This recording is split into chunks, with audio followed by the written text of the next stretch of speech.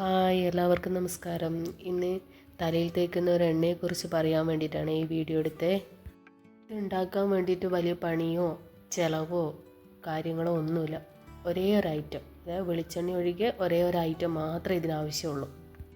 ഇതിന് വേണ്ടത് നീലയമരിയാണ്. അതിൻ്റെ ഗുണങ്ങളൊക്കെ ഞാൻ പറയാതെ തന്നെ നിങ്ങൾക്ക് നന്നായി അറിയാം. ഞാൻ മനസ്സിലാക്കിയെടുത്തോളം എത്ര വലിയ ഗുണം ചെയ്യുന്ന സാധനം ആയിക്കോട്ടെ, നമ്മൾ ഉപയോഗിക്കുന്ന രീതിയും കെയർ ചെയ്യുന്നത് പോലെ ആയിരിക്കും അതിൻ്റെ റിസൾട്ട്. അതിന് വലിയ പൈസ കൊടുത്ത് വാങ്ങിക്കുന്ന എണ്ണ തേക്കണമെന്നൊന്നുമില്ല. സാധാ നമ്മുടെ വീട്ടിലുള്ള എണ്ണ തന്നെ നല്ല രീതിയിൽ ഉപയോഗിച്ച് കഴിഞ്ഞ് കഴിഞ്ഞാൽ നമുക്ക് അതിനുള്ള റിസൾട്ട് എന്തായാലും കിട്ടും.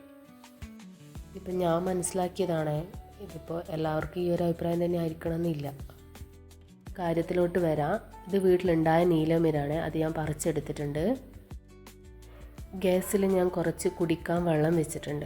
അപ്പോൾ അതിൻ്റെ അടപ്പിൻ്റെ മുകളിലായിട്ട് ഇത് വിരിച്ചു കൊടുക്കുക. അപ്പോൾ വെള്ളം തിളക്കുമ്പോൾ ഈ മൂടിക്ക് എന്തായാലും ചൂടുണ്ടാവുമല്ലോ, അടപ്പിന് എന്തായാലും ചൂടുണ്ടാവുമല്ലോ. ആ ചൂടിനനുസരിച്ച് അത് നന്നായി ഉണങ്ങിക്കിട്ടും.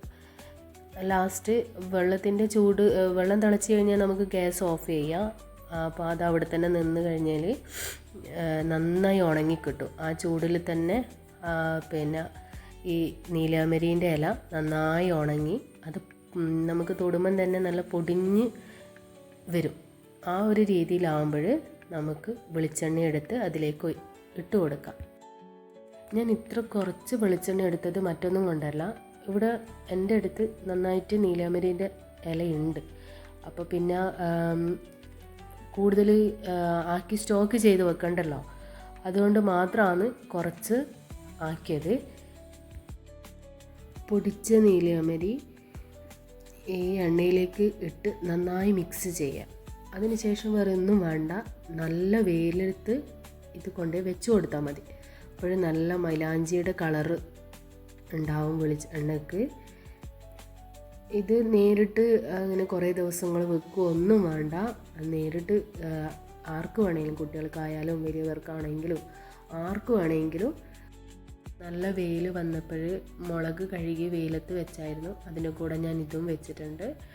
അതിനൊക്കെ ശേഷം ഉണ്ടായ കളറിൽ വ്യത്യാസമാണ്. നല്ല ബ്രൗൺ കളറായിട്ടുണ്ട്. പിന്നെ നമുക്ക് ആർക്ക് വേണമെങ്കിലും ഉപയോഗിക്കാം.